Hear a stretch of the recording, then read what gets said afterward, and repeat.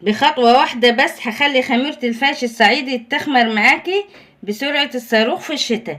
هقولك ازاي تعملي خميرة الفاش وتخمر معاكي بسرعة من غير خطوات كتير ومن غير ما تتعبيش نفسك معاها. هقولك على خطوة واحدة بس تعمليها وهتخلي خميرة الفاش معاكي تخمر بسرعة الصاروخ، وهنعمل منها احلى فاش زي ما انتوا شايفينه معايا كده في الفيديو. شايفين الفاش شكله عامل ازاي؟ تحفة. وفرن البوتاجاز هعمله لك. تعالي بس انتي تابعي معايا الفيديو وشوفي الخطوه الواحده اللي انا هعملها لك في الفاش الصعيدي. انا هدى ودي قناتي. لو اول مره بتتابعيني يا ريت نعمل لايك ونعمل اشتراك في القناه. هنسمي الله ونصلي على الرسول وهندخل على قصتنا النهارده يا زهره الكون. قصتنا النهارده خميره الفاش، ومنها هنعمل الفاش الصعيدي ان شاء الله بكل خطواته من الالف الى الياء. حاجة في الخميرة لازم تعرفيها وبعيد وازيد فيها 100,000 300,000 مرة، انك تجيبي البرطمان يكون نضيف زي ما انت شايفة معايا كده، وتحطي له مية سخنة وتعقميه وتسيبي المية فيه لغاية ما تبرد، حتى الغطا من ضمن تخلي المية السخنة توصل فيه. بعد كده تفضيه وتسيبيه اكفيه كده وسيبيه ينشف معاكي. دي اهم خطوة. طبعا لازم في البرطمان يكون معقم، وتاني حاجة يكون البرطمان معانا ما فيهوش اي روايح، يعني برطمان نضيف خاص. هتجيب اللبن يكون طازة بالليل بالصبح الظهر، المهم يكون طازة، جايباه من عند اللبان يكون طازة، ما تغلاش قبل كده. دي خطوة مهمة جدا لازم تعرفوها في الفاش الصعيدي. هنا حطيت في البرطمان اكتر من نص شوية. انا غليت طبعا اللبن زي ما انتوا شايفين لسه جايباه طازة، وحطيت اكتر من نص البرطمان، وباخد الوش برضو احطه بيساعدني في التخمير بسرعة. دي خطوة مهمة جدا لازم تاخدوا وش اللبن وتحطوه. هنا الحبوب هتستخدمي عدس، سمسم، حمص، زي ما انت عايزة، فول اللي هو الفول المدشوش زي ما انت عايزة، بس احلى واحدة فيهم اللي هي بتاعت السمسم، وبتطلع معانا بسرعة جدا. حطيت معلقتين كبار. تعالى اقولك على الخطوة الاساسية والمهمة جدا عشان تخمر معاكي بسرعة الصاروخ في الشتاء. طبعا انت ممكن تسخني البوتاجاز كل شوية، لا انت هتسخني، تجيبي شوية ردة وتسخنيهم كويس كده وتقلبيهم في الحلة لغاية ما يسخنوا. بعد كده حطي فيهم البرطمان. انا الردة دي قليلة فانا هزودها فخر لما اجي اطلع البرطمان هتلاقوني مزودة شوية الردة. هجيب شوية ردة تاني وازودهم واسخنهم في الحالة دي، وهتسيبيها مجرد ما انت حطيتيها كده في البرطمان سخني الردة وسيبيها وغطيها غطيها وحطيها جنبك جنب البوتاجاز على طول. طول ما انت مشغلة البوتاجاز هي هتاخد سخونية. لو حسيتي الردة معاكي بردت وكده شغال سخنيها كده على المغرب وسخنيها تاني وحطي فيها البرطمان. طلعي البرطمان سخني الردة وحطي فيها البرطمان. شغلت الفرن وعملت صينية بطاطس او صينية اي حاجة، شغلت الفرن حطيها في الفرن وسيبيها هتلاقيها تخمر معاكي. انا طلعت معايا الساعة 5 زي ما انتوا شفتوها كده معايا بالظبط. عملتها 11:30 الصبح، طلعت معايا الساعة 5. هنا انا هرب الخميرة. انت ممكن تعملي لها اختبار وتحطي لها معلقتين دقيق في البرطمان و سمعتوا التكة؟ انا هسيب لكم التكة على فكرة. شايفين لازم تخمر معاكم كده بالطريقة دي. طبعا انا عشان مقللة اللبن هي ما وصلتش كده للاخر، لو كترت اللبن هتلاقيها تفور منك، فانت ما تكتريش اللبن فوق النص بصباع واحد كده بس. هقلبها هنا زي ما انت شايفة. لازم تجيب معاكي 3 طبقات، من تحت هتلاقيها زي الميس، وفي النص هتلاقيها اللي هي مجبنة كده زي الجبنة، ومن فوق هتلاقي المادة اللي انت حطاها او الحبوب اللي انت حطاها، سمسم او عدس او ايا كان.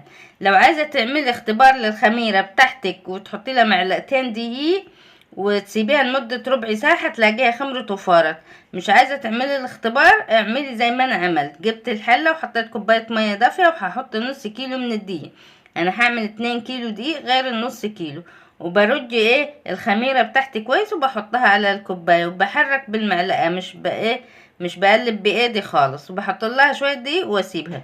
طبعا الجو ساقع. هنا هتدفي شوية مية وتحطيها فيها وتسيبيها على البوتاجاز وتغطيها كويس بالفوطة. هتلاقيها خمرت معاكي من ساعة لساعة، من ساعة ونص لساعتين هتلاقيها خمرت وملت الحلة معاك. لازم تعمليها في حلة فيها غطا زي ما انتوا هتشوفوا معايا كده. الخميرة شايفين الخميرة لازم تخمر معاكي كده وتحسي فيه شقوق كده من فوق، والدقيق معاكي اتبعتها. وصدرها نقول صدرها عالي، يعني اللي في النص ده بيبقى عالي. انا بقول لكم انا كنت حطاها في ميه دافيه عشان تخمر معايا بسرعه. ما تقعدش ايه كتير معايا واخد النهار كله وانا مستنيه الخميره تخمر معايا. بس كده خمرت معايا، ودي طريقه الخميره بسرعه الصاروخ في الشتاء زي ما قلتلك. معلش لو الفيديو طويل بصراحه، انا احاول اختصر فيه بس مش قادره بصراحه. هو ده كل موضوعي في ايه، في الاختصار. هنا معايا 2 كيلو دقيق، هحط باكو بيكنج باودر زي ما انتوا شايفين كده، هنقلبه كويس. هنا جاي معايا محلب، المحلب ده بطحنه مع معلقه دقيق، يعني بجيب ب5 جنيه وبطحنه مع معلقه دقيق عشان يطحن معايا. لو حد شايفني اول مره، هو ده شكل المحلب. طبعا لونه بيبقى اللون ده زي ما انتوا شايفين كده.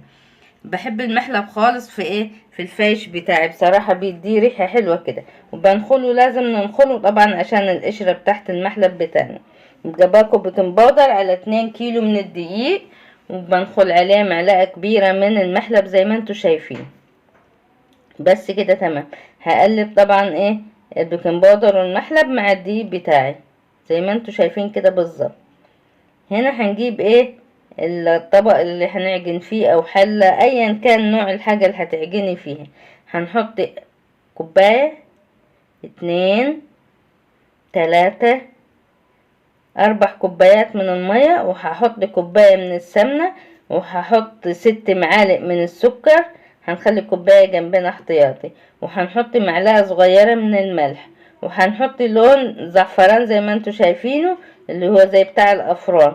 عايزة تستخدمي كركم حطي معلقة كبيرة، مفيش اي مشكلة. انا ما بحبش بصراحة الكركم، بحب ايه ريحة العصفر دي او ايه لون الاصفر. هنحط 6 معالق من السكر، كل كيلو 3 معالق، يبقى معايا 2,5 كيلو بالخميرة. ومعايا هنا معلقتين كبار من السمسم، وكوباية مليانة من السمنة زي ما انتوا شايفين. دي المكونات.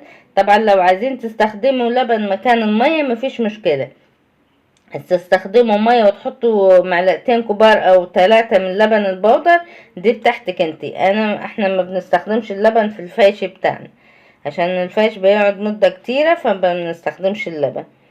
هنا ايه هنجيب الخميرة بتاعتنا، نحط الخميرة على الدقيق زي ما انتوا هتشوفوا معايا، وبعد كده نعجن. شايفين الخميرة؟ لازم الخميرة تبقى كده فتحاتها واسعة زي ما انتوا شايفين كده، وحاجة بصراحة تحفة. وتلاقي ريحتها كده ايه، تشميها ريحتها حلوة خالص، تحسوا ريحتها مسكرة. هنعجن طبعا على السريع زي ما انتوا شايفين، ولو احتاج مية هنحط ايه معلقة مية، ما تكتريش مية عشان عايزين العجينة متماسكة، مش عايزينها ايه يعني ما تكونش طرية. عجينة الفاش ما تكونش طرية، اعجني لغاية العجين نفسه اللي في ايديكي يطلع من ايديكي. يعني انت مش هتغسلي ايديك، انا ما غسلتش ايديا، انا عجنت لغاية ما ايه هي العجينة نفسها لمت العجين كله معايا. بس كده هو ده القوام اللي وريته لكم عايزينه في الايه عجينة الفاش. يعني خدت 4 كوبايات، معلقتين فوقيهم مية مع كوباية السمنة على الخميرة، بس في 2 كيلو من الدقيق. انا هنا بريح العجينة بتاعتي ربع ساعة بس، اكتر من كده لا، ربع ساعة بس. وهقولك على 5 طرق تقطعي بيهم الفاش بتاعك، الطريقة اللي تريحك اعملي بيها، وهقولك على الطريقة اللي احنا بتريحنا برضه. بس هنا هنجيب اول حاجة هنعمل اللي هي القرصة دي. لو عايزاه نظام قرص تعمليه قرص في الصواني، وبعد كده ايه تقطعيه مفيش مشكلة. بس التقطيع اهم حاجة يكون بعد ايه مثلا تريحيه ساعة ساعتين حتى تقطعيه عشان يديك النتيجة ممتازة. وممكن تبرميه وتعمليه ايه اللي هو تعمليه كده طويل زي ما انت شايفاه كده بالظبط. والطريقة التالتة ممكن تبرميه على ايدك صوابع صوابع زي ما انت شايفة كده. والطريقة الرابعة اللي هي ممكن تعبي الصينية كلها كده، تاخد قطعة كبيرة وتعبي الصينية بتاعتك، بس اهم حاجة تساويها ما تبقاش حتة عالية وحتة واطية، وتقسميها كده بالنص بالسكينة بالزيت عشان تبقى لما تخمر مثلا تبقى ايه مسواية بعض، ولما تطلعيها ايه يعني تبقى حلوة معاك. الطريقة الخامسة طبعا اللي هي بتاعت المكنة والقمع ده اللي انتوا شايفين. احنا بنستسهل المكنة بصراحة، بنقطع كده حتت حتت وبعد كده بنبرمه بايدينا، بيبقى سهل معانا. هنا في الطريقة دي لازم تحطي سمنة بين كل صباع والتاني. انا بستخدم سمنة وزيت، مش بستخدم زيت لوحده. الزيت لوحده بيخلي الفايش يلزق في بعضه، لكن السمنة بتخلي الفايش يطلع ايه من بعضه زي ما هم هوريهولكم كده احنا وايه بعد ما نخبزه. معلش انا بعتذر لو الفيديو طويل. شايفين احنا بنلفه كده صوابع ونحطه جنب بعض، ما بنسيبش مسافات ولا اي حاجة. كده كده احنا بنعرف الخمر بتاعه بيخمر معانا وبنعرفه. بصوا وبروميه كده اهو، خدي كده حتة كانت 5 سنتي وبروميها بتبقى اصباح حلو كده ايه جميل اهو زي ما انتوا شايفينه. الطريقة دي بالنسبة لنا احنا مريحة. انت بقولك من 5 طرق اختار الطريقة اللي انت عايزاها واعملي بيها.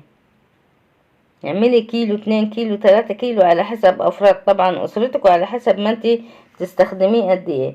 هنا دول انا حطيتهم ايه في الصواني الصغيرة بتاعتي، بس هنا لازم تفرديه شوية كده زي ما قلتلك. هنا ممكن تعبي الصينية دي كلها قطعة واحدة وتخليها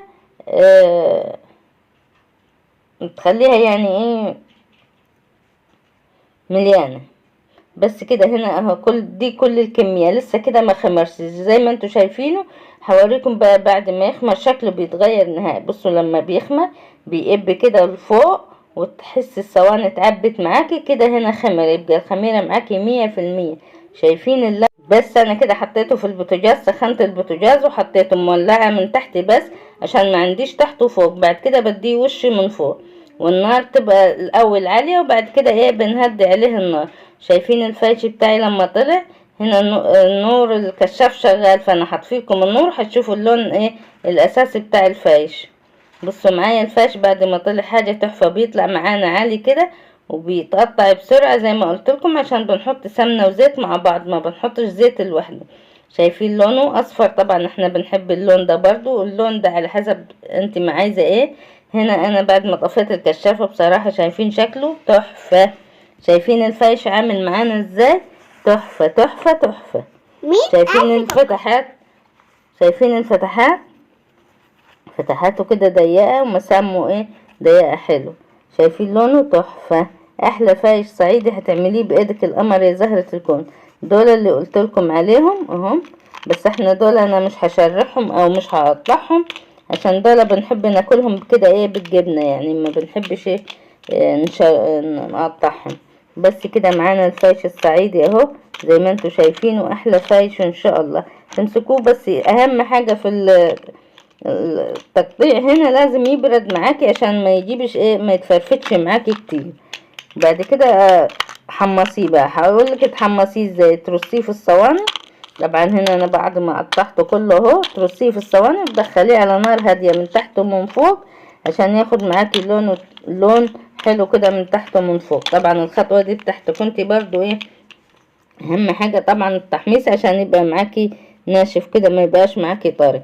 بس وخلص معانا الفايش الصعيدي باحلى طريقه وباحلى خميره. بس كده اهم حاجه طبعا زي ما قلت لكم. هنا اسمعكم القرمشه، هسيب لكم القرمشه وتسمعوا القرمشه بتاعت الفايش الصعيدي بتاعي. احلى طريقه واسهل طريقه، ويا رب اكون خفيفه عليكم ما تكونش تقيله عليكم ايه في الفيديو. سامحوني لو الفيديو طويل. هو الفايش طبعا كده لازم نشرحه بالتفصيل عشان تعرفي تركزي معانا وتعرفي تعمليه. احلى فايش صعيدي هتعمليه بايدك القمر يا زهرة الكون. ومع السلامة. وانا بعتذر مرة تاني، بس اهم حاجة ما تنسونيش طبعا في الشير واللايك